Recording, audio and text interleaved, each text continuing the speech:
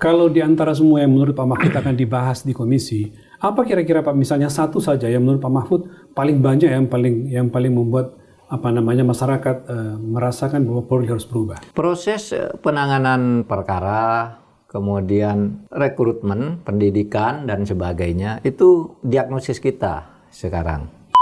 Pak Mahfud tidak melihat gaya seperti itu membuat misalnya istana mengatakan Pak Mahfud jangan terlalu terbuka Pak, atau gimana?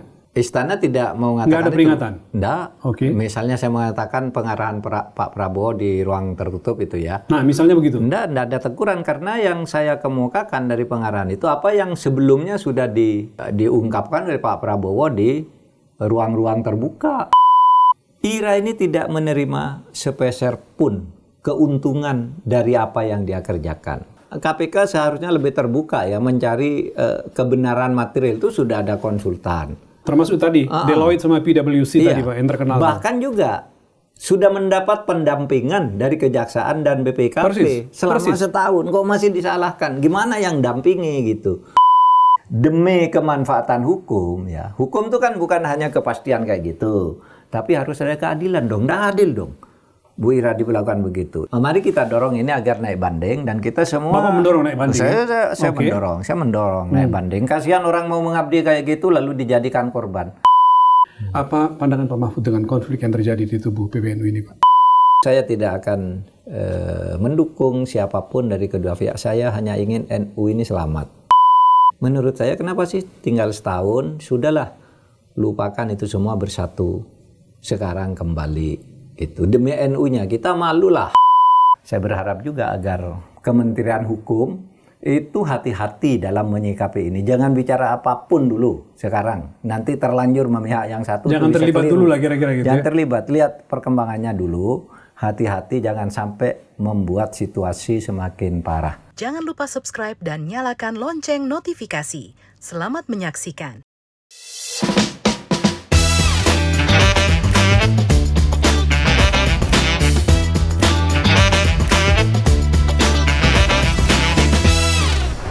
Halo, apa kabar saudara semua? Kita bertemu kembali di podcast Terus Terang. Podcast di mana saya akan berbicara tentang berbagai isu secara terbuka dan tanpa tedeng aling-aling. Bismillahirrahmanirrahim. Saudara, saya terus mencermati berbagai perkembangan yang terjadi di sekitar politik, hukum, dan pemerintahan yang menjadi sorotan publik. Banyak juga permintaan yang datang kepada saya untuk membahas suatu topik, baik dari pertemuan-pertemuan dengan teman-teman jurnalis, dengan akademisi, dengan masyarakat sipil, dan juga permintaan yang masuk ke akun media sosial saya. Dari sekian banyak peristiwa, kita akan bahas beberapa isu yang menurut saya penting dan sedang hangat saat ini, agar kita bisa melihatnya secara lebih jernih dan berpikir bersama. Baik, kita mulai. Silakan, Mas Rizal, mau tanya apa? Ya, saya mulai dengan Komisi Percepatan Reformasi Polri, Pak. Pak Mahfud bersama tim anggota komisi itu sudah dalam pekan ketiga komisi ini bekerja, dan saya perhatikan Pak Mahfud terus berkeliling. Selain menerima audiensi yang langsung ya dengan anggota komisi, juga di berbagai daerah Pak Mahfud mendapat masukan, dan juga menurut informasi Pak Mahfud terus-menerus mendapatkan masukan ke gadget Bapak. Pertanyaan saya, apa sejauh ini yang menurut Pak Mahfud masukan yang sangat signifikan yang kalau Bapak lihat sungguh-sungguh menggambarkan keseriusan pada tubuh Polri? Begini, secara etis saya tidak bisa menyampaikan substansi-substansi yang sangat signifikan masuk, karena itu harus saya sampaikan nanti di dalam rapat komisi. Mesti didiskusikan bersama? Ya, mesti. Saya tidak boleh bicara. Tetapi umumnya memang seperti banyak yang dikemukakan di media massa tentang masalah-masalah yang melilit polisi. Tetapi yang ke saya ini disertai bukti-bukti pelaku dan korban-korban. Gitu ya. Nah, itu yang tidak boleh saya buka, karena itu nanti harus saya sampaikan di dalam sehingga menguatkan satu abstraksi tentang situasi Polri di hal tertentu. Misalnya kalau di bidang rekrutmen ini masalahnya. Kalau di bidang penanganan perkara ini masalahnya, sehingga bisa diabstraksikan. Nah, bukti-bukti itu disampaikan kepada saya oleh mereka yang menjadi korban atau oleh polisi-polisi aktif yang minta namanya tidak disebutkan juga. Oh, ada banyak ya? Banyak. Dan itu tidak etis kalau saya sebut. Cuma bukti-bukti otentiknya gitu ya, itu ada semua, ada di media dan dokumen yang disampaikan.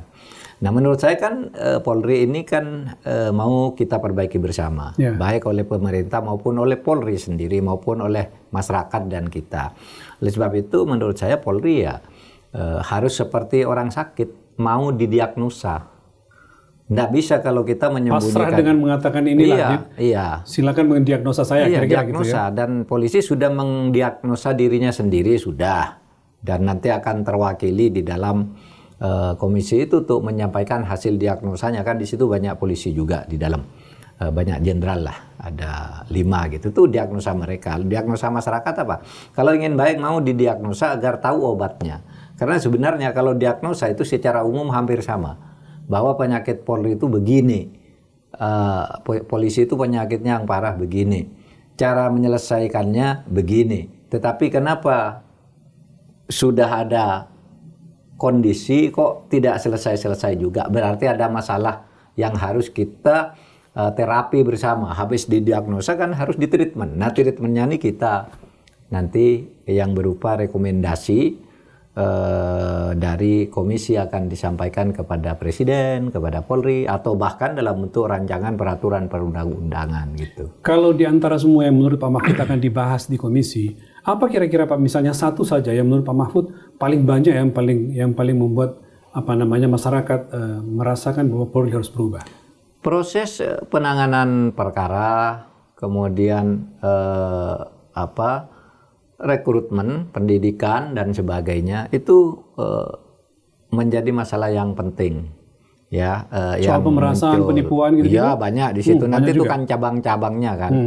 Cabang-cabang masalahnya nanti ada penerasan, penipuan, perubahan perkara perdata jadi pidana, pidana dilempar ke perdata, laporan yang tidak, misalnya laporan dokumen pencurian harta perusahaan tiba-tiba berubah menjadi milik orang lain tapi tidak diproses dengan terbuka dan sebagainya, itu ya semua ada kan. Nah, itu diagnosis kita sekarang.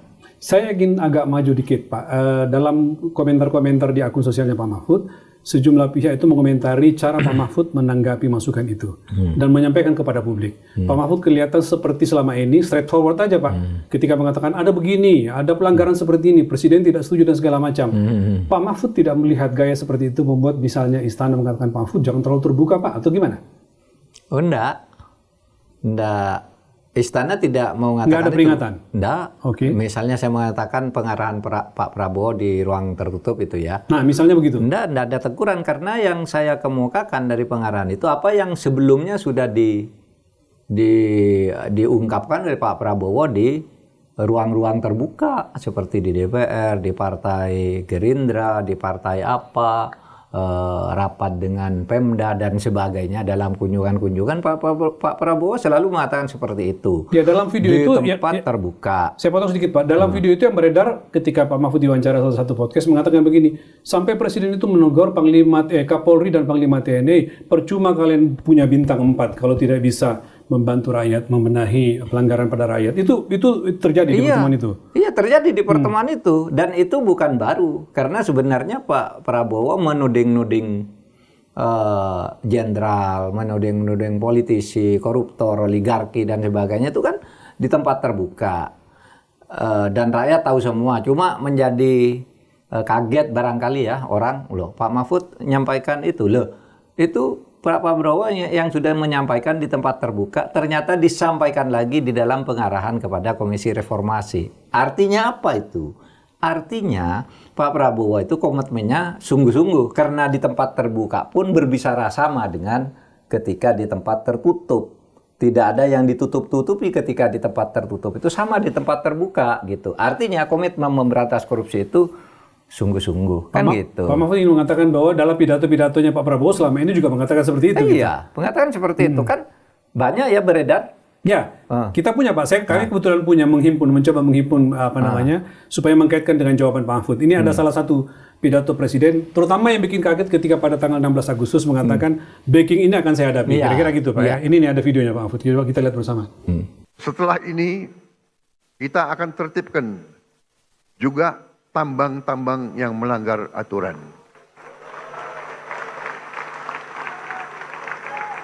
Saya telah diberi laporan oleh aparat-aparat bahwa terdapat 1063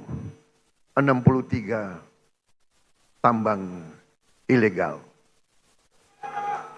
dan potensi kekayaan yang dihasilkan oleh 1063 tambang ilegal ini dilaporkan potensi kerugian negara adalah minimal 300 triliun.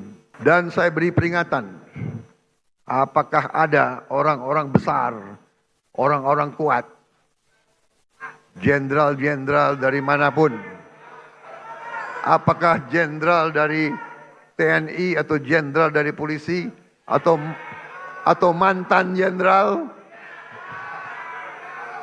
tidak ada alasan kami akan bertindak atas nama rakyat. Jadi pidato ini yang menurut Pak Mahfud sejalan dengan apa yang dikatakan Presiden ketika bertemu dengan komisi, Pak? Itu hebatnya. Jadi Presiden tuh berteriak di panggung terbuka itu bukan lip service, bukan hanya untuk membuat opini publik. Karena di dalam ketika kami bicara terbatas itu yang dikatakan. Bahkan beliau mengemukakan data. Coba ini katanya. Saya dapat data ini bukan dari dalam negeri katanya. Saya beli nih dari luar negeri. Betapa kekayaan alam sama puluhan tahun dikuras dan uangnya tidak kembali ke masyarakat. Sehingga ya nada gunanya lah punya jenderal-jenderal Bintang 4, kamu mantan jenderal, pokoknya backing-backingan apa itu kan selalu dikatakan oleh Pak Prabowo, bahkan berhadapan dengan saya gitu. Nah itu kan kalau dikatakan bahwa kekayaan alam Indonesia dikuras misalnya, dibawa ke luar negeri dan uangnya tidak bermanfaat sama sekali bagi rakyat karena hanya dinikmati oleh para pengusaha itu, ya, tambang, pertambangan dan sebagainya.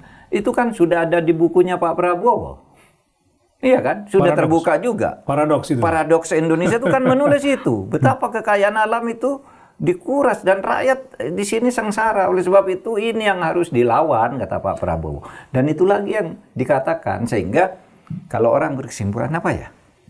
Kok Pak Prabowo pidatonya keras begitu dan saya menjadi yakin komitmennya itu sungguh-sungguh sesudah saya tahu bicara di ruang tertutup dan di ruang terbuka itu sama tegasnya gitu. Bahkan lebih nuding-nuding di dalam tertutup itu kamu tidak ada gunanya tuh Bintang 4. Kamu mantan jenderal apa itu kan ada di situ semua. Nah, saya yakin Pak Prabowo komitmennya kuat, tapi kenapa di dalam implementasinya tidak mudah? Ya karena itu tadi, memang ada yang harus ditata, tidak bisa serta-merta kan itu, harus satu-satu ditata dan penataan itu udah dimulai kan oleh Pak Prabowo. Masalah pagar laut, masalah Pertamina, terakhir masalah mantan Dirjen Pajak ditangkap juga kan, sudah ditersangkakan juga, dicekal. Semuanya mulai dibuka oleh Pak Prabowo. Menurut saya ini harus kita dukung. Lalu yang kedua penyebab pertama, kenapa kok sulit ya Pak Prabowo pidatonya tegas? Ya karena itu tadi penyebab pertama. Ini tidak bisa serta-merta karena ini punya kaitan politik dengan ini, kaitan politik dengan itu. Itu yang mungkin memang harus dihitung, bukan soal takut gitu.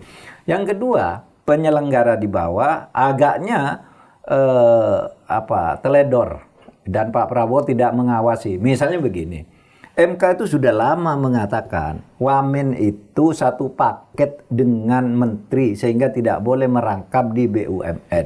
Itu sudah lama MK mengatakan itu.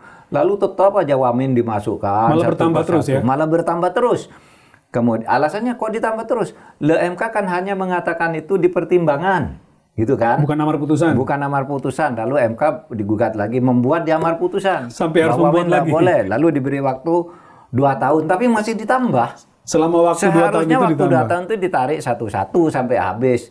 Kalau itu karena perintah ADART-nya diubah dulu. Kalau itu bentuknya sistem kontrak, sampai habis kontraknya dulu. Kira-kira kan begitu. Menurut Pak Mahfud, bawahan Presiden harusnya mematuhi itu segera, Pak ya? Oh iya. Jangan harus menambah lagi iya, seperti itu. Menurut saya Pak Presiden ingin mematuhi itu, tapi mungkin dia tidak diberitahu profil orang yang diajukan dan aturan baru yang keluar. Dugaan saya ya. Pak Rizal, saya Presiden misalnya, Pak Rizal, Pak tolong Pak ini angkat, sudah diperiksa, sudah tanda tangan aja. Tidak dilihat profilnya ini, kenapa ke BUMN, siapa ini, padahal di pidato rangkaian tadi yang Presiden di DPR itu kan juga ngecam BUMN, kenapa kamu boros-boros, ada TNTM, ada apa kan gitu kan. Mulai sekarang nggak boleh gitu, tapi kok komisarisnya ditambah terus kan gitu kan, sementara komisarisnya sering tidak profesional. Menurut saya Pak Prabowo tidak memilih sendiri orang-orang ini, ya biasa Presiden sibuk mungkin nyuruh, tolong dong dibuatkan, ada ini Pak, ini udah buat kamu siapa, tanda tangan gitu. Pokoknya semuanya jalan.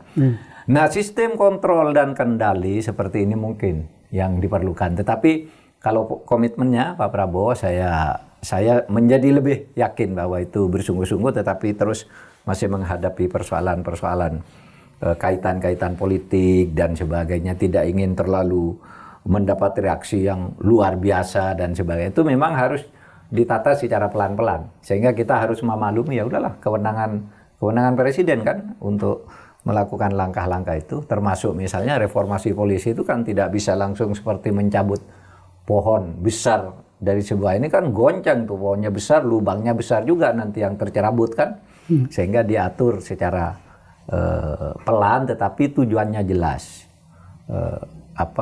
arahannya juga jelas.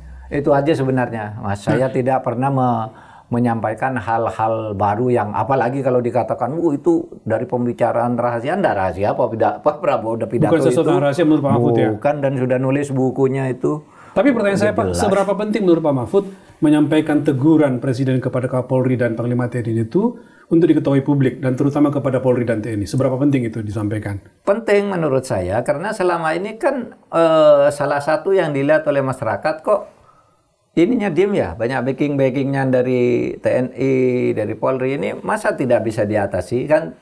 TNI Polri itu kan sebenarnya gampang aja, sangat komando dia. Kalau yang atas itu tegas, nindak yang satu tingkat di bawahnya, satu tingkat bawah ke bawah lagi kan gampang. Jadi peringatan Pak Prabowo itu penting. Tinggal masalahnya memang tidak semudah yang kita bayangkan di lapangan. Oleh sebab itu ya, mari kita diagnosis bersama kenapa terjadi seperti itu, lalu treatmentnya seperti apa. Yang penting negara ini baik.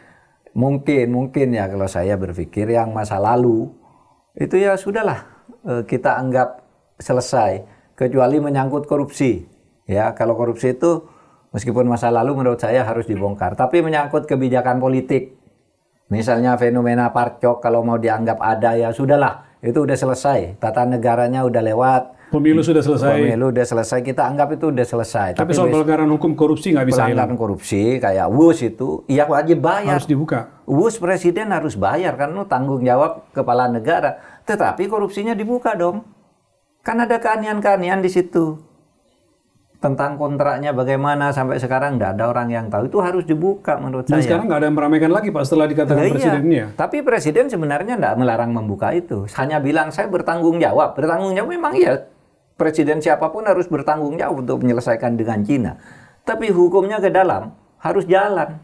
Karena sampai sekarang tidak ada yang bergerak kecuali KPK hanya aspek pengadaan tanahnya. Di mana tanah negara dijual kepada negara untuk WUS. Itu sudah indikasi korupsinya kuat. Tapi kontrak-kontraknya siapa yang tahu? Kenapa menjadi sekian persen, kenapa menjadi sekian triliun? Menurut saya itu harus dibuka karena itu korupsi gitu. Dan tentu kalau korupsi itu pelaku, nggak usah takut, wah itu menyasar ke Presiden X, mantan Presiden. Nggak nyasar ke situ. Kalau tindak pidana itu kan, tindak pidana itu barang siapa yang melakukan kan. Yang melakukan. Kalau tidak melakukan siapapun nggak usah takut. Menko ini nggak usah takut juga. Menteri ini nggak usah takut juga. Ini kan hukum itu menyasar pada pelaku, ke barang siapanya. Atau kalau istilah sekarang itu setiap orang. Kalau dulu namanya barang siapa, sekarang namanya setiap orang yang. Nah itu. Itu Mas Ya, Reza. saya lanjut lagi sedikit Pak tentang Komisi Percepatan Reformasi Polri. Kasus di mana ketika audiensi yang dilakukan pada tanggal 20 November kemarin Pak, kan ada beberapa orang yang dipanggil lalu ada insiden. Misalnya ketika Roy Suryo dan kawan-kawan walk out Pak, keluar dari ruangan ya, dan bersama Refli Harun meninggalkan ruangan itu. Ya, ya. Nah lalu kemudian mereka jumpa pers di luar, lalu kemudian dijelaskan kembali oleh Pak Jimli, menjelaskan konteksnya. Nah, saya menanyakan kembali kepada Bapak, karena belakangan ini beredar video justru berdebat antara dua orang yang hadir pada saat itu, yaitu Refli Harun dan siapa namanya Faisal Assegaf Pak. Di Garuda TV itu mereka berdebat kencang di situ dan saling menyalahkan. Kita coba lihat videonya Pak Mahfud, nanti Pak Mahfud saya minta komentar bagaimana persisnya pertemuan itu. Kenapa mereka sampai saling tuding sekarang? Mereka ini baru dijadikan tersangka, tiba-tiba tidak boleh datang. Padahal asbabun nuzul dari forum ini adalah awalnya adalah membicarakan kasus mereka. Kalaupun ada tema. Oke. Iya. Oke. Bukan. Ya saya punya CCTV di kantor kok. Iya, kan ketika kita mau menghubungi itu kan hubungin udahlah, kita nggak usah itu, kita ngomong aja tentang ke Komisi Reformasi Kepolisian kan. Kan itu kan. difokuskan pada 3 orang itu. Oh, Baca lagi tadi Anda punya undangan itu. Setiap yang diundang itu bicara siapa? oh iya, memang benar, memang tidak fokus. Nah, ini salah. Kalau ada yang bilang bahwa fokusnya Kan 3 orang, dia ngeles. Nanti ada CCTV saya, bro, kantor saya. bro, Bisa merunut pembicaraan gini, itu bermasalah. Sal. Ya, siapa yang bilang difokuskan 3 orang? Saya kan sudah tunjukkan tadi kan, semua orang bicara. Oke, right? Nah, lalu kemudian ketika ternyata Kata RRT difokuskan itu ditarik dulu, tidak difokuskan. Itu kan ragam pendapat masing-masing. Oke, tunggu ya Bang Faisal. Tidak ada persetujuan untuk mengangkat Anda ketua. Bang Faisal sebentar ya, kita dengarkan dulu dari Bang Refli ya. jadi, Karena ini begini Mbak. nah gini, saya selesaikan dulu. Nanti saya akan selesaikan dulu Masa begini faktanya. yang kemudian menyasar opini kita tuh nggak bagus. Udah. Ya. Sal, sini Sal. Saya selesaikan Gaya faktanya politik ya. bajingan itu tidak jujur. Oke, Bang Faisal tahan dulu, Ngomong apa? tahan dulu. Faisal. Anda Tahan dulu. jangan Bang pintar Faisal, pintur manfaatkan. tadi saya sudah kita. ingatkan Kok ketika kita manfaatkan jeda. apa, Sal? Oke, Saya akan Bang Refli. manfaatkan apa? Anda Anda kok sadar heran? nggak Anda bikin opini seolah-olah kita yang bertahan di situ itu? Yang bikin opini siapa? Saya Anda lihat mengatakan. media. Loh, media yang mengutipnya Anda tidak apa, fair. Sal? Kok Baik, nggak Bang fair Refli, gimana? Bang Faisal Saya ingatkan mengatakan. sekali lagi Anda pembicaraan kalau di dalam- RR Anda Oke, buka dulu dari baik, awal. Baik, Iya. pemirsa kita jeda sejenak. Kalau RRT Indonesia kita tidak akan segera kembali sesaat lagi, tetaplah bersama diundang. kami. Itu nggak boleh jualan untuk diri. Sampai dipotong oleh presenternya. Dua orang ini kan hadir ketika itu Pak, ketika audiensi. Bagaimana persisnya Pak? Tolong dijelaskan. Jadi begini ya, kehadiran mereka ini atas permintaan yang kemudian diundang secara resmi. Sebelum mereka datang, itu Pak Jimli atas kesepakatan komisi itu sudah memberitahu bahwa kalau Roy S yang sedang punya kasus konkret, tidak usah datang. Substansinya aja kan bisa disampaikan. Kata Pak Jimli. Iya. Kepada Refli ya? Ya pada saat itu keputusan rapat, Oke. teman-teman di komisi, kemudian besoknya disampaikan oleh Pak Jimli seperti itu. Jadi kalau tersangka itu jangan datang, nanti dikira kita mau menyelesaikan kasus, kan gitu kan? Kalau memang komisi ini tidak menyelesaikan kasus, kalau menyelesaikan kasus kan banyak sekali, ribuan ini pengaduannya yang masuk ke kita, kasus konkret semua. Ada orang yang istrinya diselingkuhi oleh polisi, lapor. Ada yang polisi mencuri tanah pagar sedikit dari pagar tetangganya, lapor, itu semua. Kalau kita menyelesaikan gitu kan tidak bisa. Dan polisi tidak profesional menyelesaikan, lapor gitu. Nah kalau kasus konkret gitu penyelesaiannya kan di pengadilan. Ya.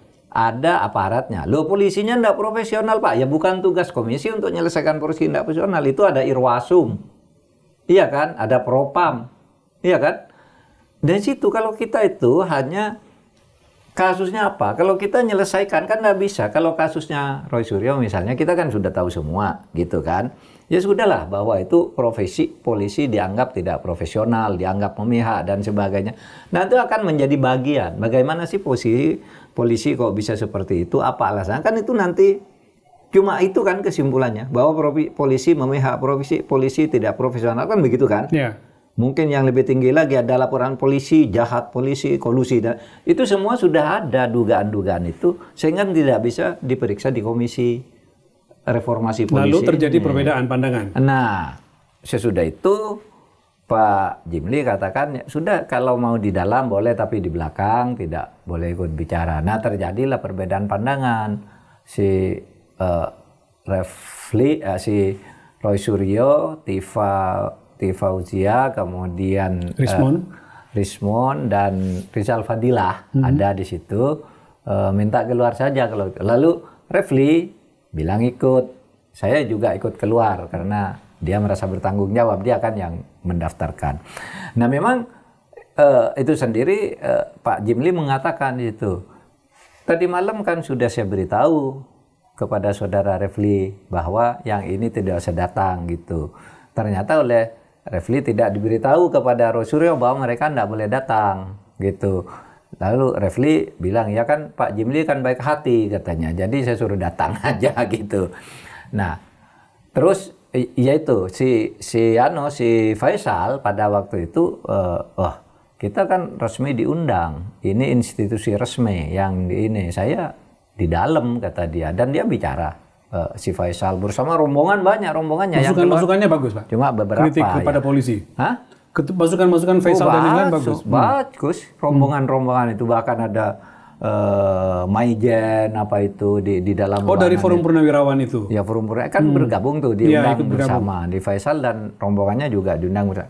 Masukannya bagus dan tersiar, saya kira. Masukannya tersiar karena disampaikan oleh Pak Jimli bahwa masukannya Faisal tuh ada, misalnya harus ada Kementerian Keamanan sebagai penanggung akuntabilitas politik kepolisian, seperti halnya Kementerian Pertahanan dengan Panglima gitu-gitu tuh kan usul gitu. Tetapi mereka tidak dibawa kementerian, sama-sama langsung ke presiden kan gitu. Cuma yang satu akuntabilitas politik dan kebijakan, yang satu operasional komando kan gitu. Nah, itu clear seperti itu. Saya tidak tahu kemudian terjadi pertengkaran antar mereka sendiri. Antar mereka. Saya kira sudah selesai. Ternyata ada hal yang seperti itu tadi. Dan kita selama ini audiensinya lancar, Pak, ya, menampung masukan-masukan, berjalan terus. Iya, siang malam saya sampai malam ke WA saya punya 3 HP itu penuh dengan itu semua, dan saya forward ke tim agar dicatat semua masukan itu sebagai bukti siapa pengirimnya, siapa ininya agar nanti jelas, bisa ya. Nah memang ini menurut saya menarik kalau mau direformasi secara sungguh-sungguh, karena di lingkungan polisi sendiri keinginan untuk berubah itu kuat. Di kalangan jenderal-jenderal, kalangan pimpinannya, kami ingin berubah. Cuma nampaknya ada satu kendala di mana kita harus menolong, bahwa bukan mereka yang membuat jalan keluarnya, tapi sebuah kebijakan negara yang diminta oleh Presiden kepada Komisi Reformasi. Semuanya akan plong kalau itu kan. Tidak akan disusun oleh komisi nanti, Pak, iya ya? Dong. Okay. Iya dong. Agar polisi tidak, taruhlah kalau punya bohir di belakangnya, tidak memberontak ke bohir. Kan gitu kan. Tidak memberontak ke orang di belakang mereka. Tapi karena negara melalui tim reformasi mengenai ini, dan Presiden tentu harus tegas di bidang ini. Kan gitu. Karena tim ini kan bekerja bersama masyarakat secara terbuka. Baik, Mahfud. Kita bergeser sekarang kepada apa yang juga ramai dibincangkan oleh publik dan juga pertanyaan follower Pak Mahfud di media sosial tentang putusan Pengadilan Tipikor terhadap mantan Direktur Utama PT ASDP, Angkutan Sungai, Danau dan Penyeberangan, Ibu Ira Puspadewi, Pak. Setelah sekian lama proses persidangannya dan lama juga ramai dibincangkan di publik, lalu kemudian pekan ini lahir putusan vonis, Pak, 4,5 tahun penjara ya bagi Ibu Ira dan didahului oleh 2 temannya yang lain. Putusan itu tidak bulat karena Ketua Majelis Hakim justru dissenting opinion mengatakan bahwa Bu Ira tidak bersalah karena dia menurut Pak Hakim ini menjalankan putusan bisnis yang itu pada gilirannya menguntungkan justru perusahaan. Apa pendapat Pak Mahfud tentang putusan itu? Itu Ira Puspadewi ya? Iya. Kenapa ini kontroversial? Di samping putusannya yang memang menghentak, tapi latar belakangnya sebenarnya. Gimana, Bu Ira ini orang kan sudah bekerja secara mapan di Amerika, ya kan? Dipanggil oleh negara untuk membenahi ASDP. Sebenarnya membenahi perusahaan lain dulu, Pak. Iya. Iya, setelah itu baru ke ASDP. Iya, Iya, membenahi tidak langsung. perusahaan lain Betul. terus membenahi ASDP. Iya. Lalu dia mengambil langkah-langkah berdasar logika bisnis yang sebenarnya dari sudut ilmu bisnis itu menguntungkan, tapi tiba-tiba dinyatakan bersalah dan melakukan korupsi merugikan negara sebesar 1,25 triliun. Iya. Padahal dia tidak mendapat apa-apa. Hanya mengakuisisi sebuah perusahaan, ya. Dia mengakuisisi sebuah perusahaan. Persis. Lalu beli dan tidak rugi sebenarnya kan? Iya. Karena ini masih perusahaannya secara umum kan masih untung Masih 200 miliar, tapi Persis. dia belinya 1,25 ya. Ya, 1,25 triliun akuisisinya, Pak, prosesnya. Ya. Nah, ini merentak rasa keadilan kita. Kenapa dia divonis bersalah? Nah, mari kita lihat. Kenapa dia divonis, dihukum dengan melakukan tindakan yang sebenarnya baik, tidak merugikan sama sekali, dan dia tidak mendapat sepeser pun uang, terbukti di pengadilan. Persis. Gitu. Tidak ada korupsi di pengadilan. Tidak ada korupsi, dia dikasih souvenir batik Madura aja menolak, dikasih tiket hotel menolak. Tidak ada mens rea. Iya, tidak ada mens rea gitu. Kok bisa dihukum Kenapa begitu? dihukum? Ini Iya. sudah berbakti untuk pemerintah kita, untuk rakyat kita. Nah, tapi mari kita pahami kedua pihak yang menyetujui dan menolak. Ya, gimana memahaminya? Tolong Gini, dijelaskan, Pak. Ya. Kita mulai dari alasan mengapa dia dijatuhi hukuman. Alasan hakim, Dua hakim yang dua lain. hakim yang menyatakan bahwa dia harus dihukum itu karena pertama dia sengaja mengubah keputusan direksi nomor 35 menjadi nomor 86, di mana ya keputusan direksi itu menghapus syarat-syarat penting di dalam proses kerjasama, termasuk dalam proses akuisisi itu, dihapus syarat-syaratnya sehingga dipermudah. Nah, padahal itu dilakukan kan oleh Bu Ira itu terobosan agar perusahaan ini cepat lancar gitu toh. Persis. Tapi dia membuat keputusan itu yang dianggap salah oleh hakim. Kenapa dianggap salah? Itu kan kewenangan dia. Karena itu ada legal auditnya, namanya Dewi Andriani. Itu menyatakan dia tidak setuju semula. Ini berisiko tinggi, oleh sebab itu dia bilang, saya memberi paraf atas perubahan keputusan direksi itu merasa tertekan gitu. Merasa tertekan sama membubuhkan paraf karena saya sudah katakan ini berisiko tinggi. Gitu. Menurut Ibu Dewi itu. Menurut Ibu Dewi. Oleh karena Bu Dewi memberi paraf sambil mengatakan itu, lalu dipindah dia ke bagian manajemen risiko. Nah, ketika ini akan difinalkan sebagai orang yang mengurus manajemen risiko, dia tetap mengatakan ini berisiko tinggi. Ya. Nah, itulah sebabnya Bu Ira ini dinyatakan bersalah merugikan keuangan negara sebesar 1,25 triliun tadi karena mengakuisisi perusahaan itu dengan tidak proper kayak tadi itu. Ya, tapi jadi aneh pertanyaan publik, Pak. Dari mana datangnya kerugian 1,25 triliun? Karena yang dihitung itu cuman kapal yang dianggap besi tua 19 miliar, Pak. Padahal nilai akuisisinya tuh 1,27 triliun, Ya. dikurangi 19 miliar itu menjadi 1,25 triliun. Kan mestinya nggak begini, Pak. Iya. Logikanya itu dia tidak hanya menghitung besi tuanya, tetapi menghitung kegunaan kapal, trayek-trayek yang dimiliki dan segala macam. Kan itu tidak dihitung banyaknya. Itu sebabnya ada hakim dan masyarakat yang menganggap keputusan itu sangat tidak adil. Persis. Dari 3 hakim yang mengadili itu hanya 2 yang menyatakan menghukum, sementara 1 malah ketua majelisnya sendiri menyatakan dissenting opinion. Ira ini tidak layak dihukum, tapi karena dia sendiri yang 2 menyatakan harus dihukum, ya maka dihukum 4,5 tahun itu.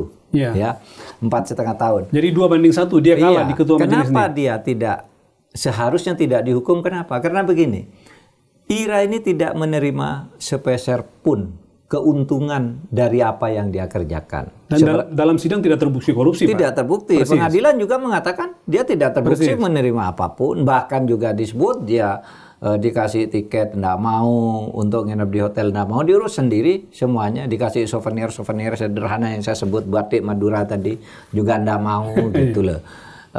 Dia nggak merugikan apapun terhadap negara, dan perusahaan itu juga tidak rugi juga sebenarnya dari sudut itunya. Cuma karena itu misalnya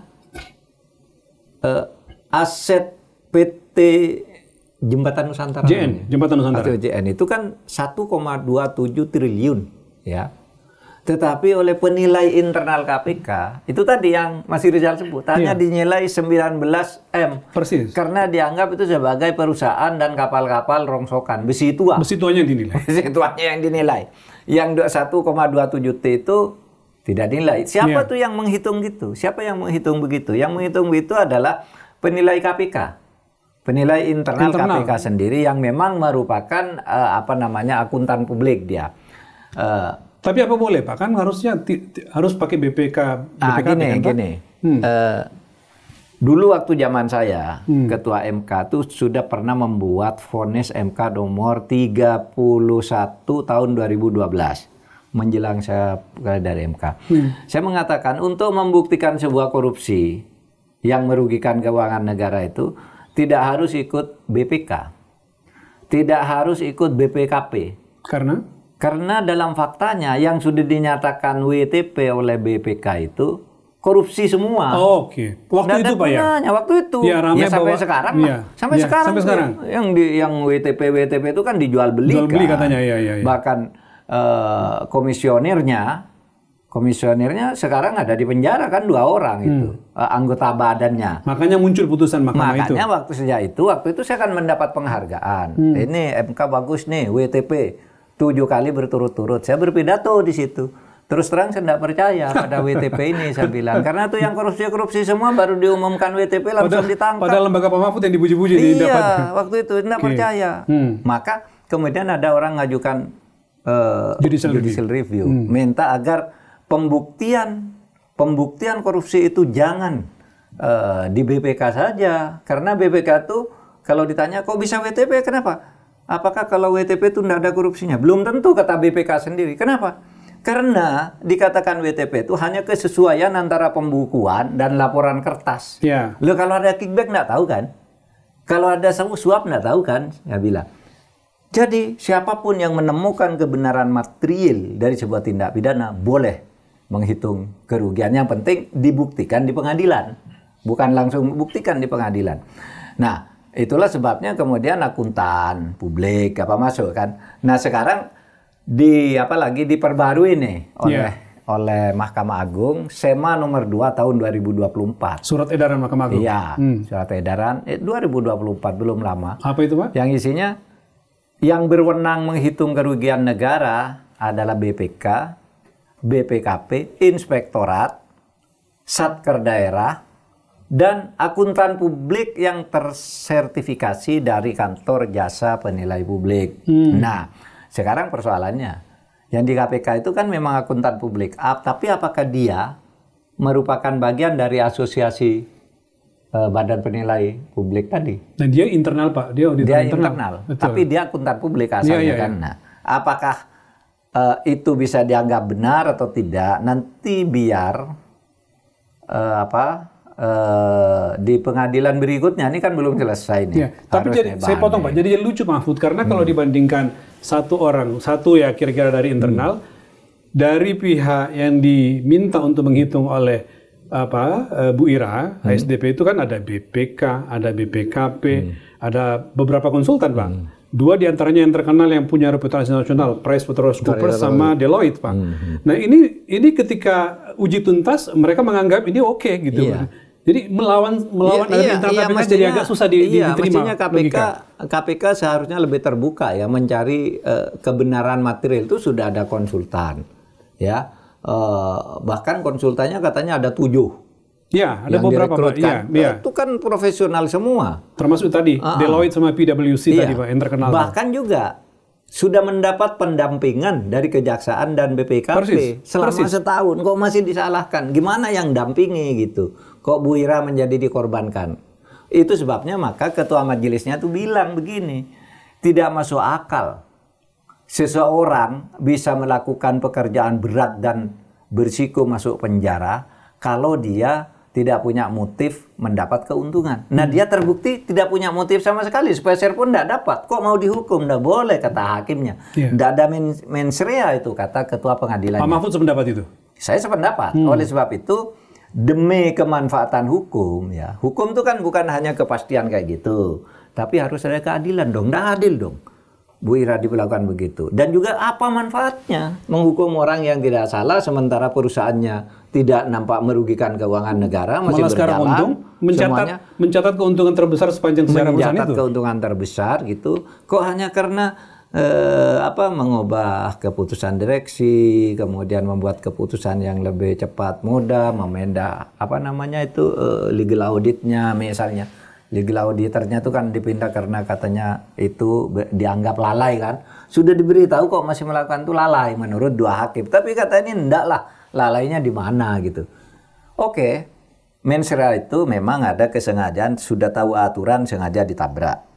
Itu mens rea dengan etikat jelek. Yang kedua sudah bisa menduga. Lalu yang ketiga lalai, yang keempat ceroboh. Ini dianggap lalai.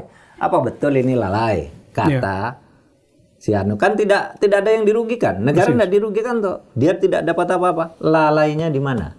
Kan gitu pertanyaannya. Nah, mari kita dorong ini agar naik banding dan kita semua. Bapak mendorong naik banding? Saya mendorong naik banding. Kasihan orang mau mengabdi kayak gitu lalu dijadikan korban. Kan gini, kalau di meme di TikTok pernyataan dia itu kan kasihan. Saya ini dipanggil pulang oleh negara untuk mengabdi kepada negara. Masa sekarang saya dipenjarakan oleh negara tanpa kesalahan yang jelas, kan gitu kan? Iya, betul. Nah, kita doronglah agar anak-anak bangsa kita ini ya maulah bekerja untuk negara. Tetapi juga jangan main-main. Kalau yang memang korupsi ya disikat betul gitu. Yang begini-gini ini harus diperjelas korupsinya dulu sebelum dihukum kayak gini. Saya dengar Pak Mahfud, Bu Ira mengirimkan surat kepada Presiden. Betul apa enggak? Itu katanya akan meminta semacam perlindungan hukum. Menurut Pak Mahfud, seberapa prospektif itu kalau itu dilakukan? Enggak, saya kira terlalu jauh kalau ke Presiden masuk ke urusan substansi perkara kayak gini kan. Biasanya kalau Presiden tuh mengeluarkan deponering atau seponering itu kan ada pertimbangan politis misalnya ya.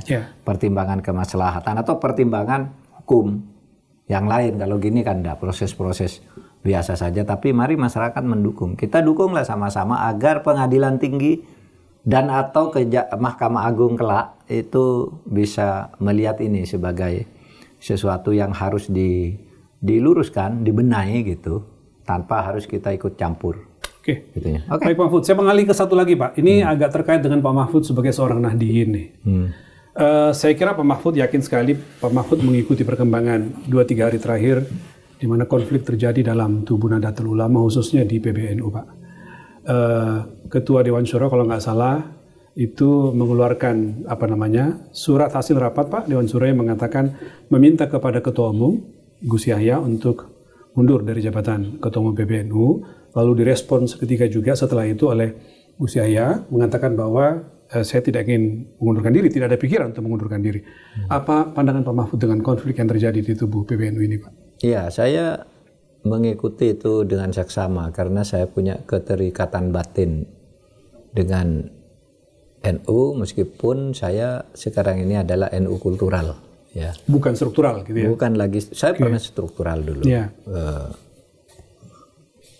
Tetapi sekarang saya kultural oleh orang luar gitu. Yeah. Menurut saya tidak perlu mencampuri masalahnya karena alasan-alasan itu sudah ditulis cukup jelas dan itu menjadi alasan misalnya karena mengundang orang Israel, pendukung Israel yang menyetujui serangan ke Gaza itu berceramah di NU dan sebagainya, kemudian ada masalah keuangan dan sebagainya. Saya tidak ikut mencampur itu, tapi persoalannya sekarang ini tidak bagus bagi NU. Karena begini, Mas Yahya Stakuf itu menolak pemberhentian itu. Karena katanya dia dipilih oleh Muktamar. Nah, sementara secara administratif juga keputusan surah itu baru keputusan harian. pengurus harian ya, dan baru ditandatangani oleh Kiai Miftah ya. Iya. Meskipun di dalam tradisi NU, di awal tradisi awal NU, Rois Am itu seperti Rois Akbar zaman Kiai Hasyim Asy'ari. Apa itu Pak? Punya hak veto. Punya hak veto. Apapun dikatakan dia semua itu ikut. mana Rois Akbar ya? Tetapi sekarang Rois Am itu ya dibatasi oleh ADART juga dalam membuat tanda tangan, membuat apa gitu. Nah, sementara kalau misalnya Pak Yahya itu mau dengan rela menerima itu, masalahnya selesai. Tapi kalau melakukan perlawanan itu kan akan ada masalah hukum. Nah, oleh sebab itu saya tidak akan mendukung siapapun dari kedua pihak. Saya hanya ingin NU ini selamat. Malu kita. Apalagi isunya kan soal tambang ya. Ada Ini juga soal itu ya Pak ya? Iya. Saya sudah bicara ke dalam itu asal mualanya soal pengelolaan tambang. Oh, oke. Itu Konflik di dalam soal pengelolaan tambang. Yang satu ingin ini, yang satu ingin itu, gitu. Dan berpecah. Coba Katib Am itu sekjen. Katib Am Suriah yang membantu Kiai Miftah itu tidak mau tanda tangan suratnya Gus Miftah. Kiai Said ini. Kiai Said. Ya. Nah ini Gus Yahya yang mau membuat surat juga tidak mungkin ikut ditandatangani oleh Gus Ipul karena Gus Ipul ikut Kiai Miftah. Sekjennya Gus Ipul soalnya ya? Iya, karena akan macet kan? Iya. Akan macet. Oleh sebab itu, menurut saya kenapa sih tinggal setahun sudahlah lupakan itu semua bersatu. Sekarang kembali gitu. Demi NU-nya kita malulah gitu ya urusan tambang gitu. Karena gini dulu Mas, saya ingat tahun 2012 di bulan November itu saya memutus pembubaran BP Migas karena pengelolaan tambang di Indonesia penuh korupsi antara pengatur dan pelaksana di lapangan itu sama, yang mengevaluasi sama, korupsinya banyak sekali sehingga BP Migas saya bubarkan. Siapa yang menggugat BP Migas itu? Yang menggugat BP Migas itu adalah Kiai Hasyim Muzadi, Ketua Umum PBNU, dan Din Samsudin, Ketua Umum PP Muhammadiyah, datang ke kantor saya. Pak, pengelolaan tambang Migas nih Pak, korupsi di mana-mana. Saya sudah lapor ke DPR, nggak didengar. Saya minta tolong MK yang mutus. Jadi pada waktu itu Ketua NU dan Ketua Muhammadiyah datang ke MK. Itu untuk menggugat ketidakadilan dalam pengelolaan tambang. Nah yang sekarang ini ribut karena pengelolaan tambang. Kan gitu kan? Oh gitu ya. Dulu mereka nggak mau ngelola tambang, tapi harus diperbaiki undang-undangnya dan dikabulkan oleh MK, gitu. Sehingga sesudah itu banyak koruptor-koruptor ditangkap karena tambang itu. Nah sekarang ribut hanya siapa yang mengelola.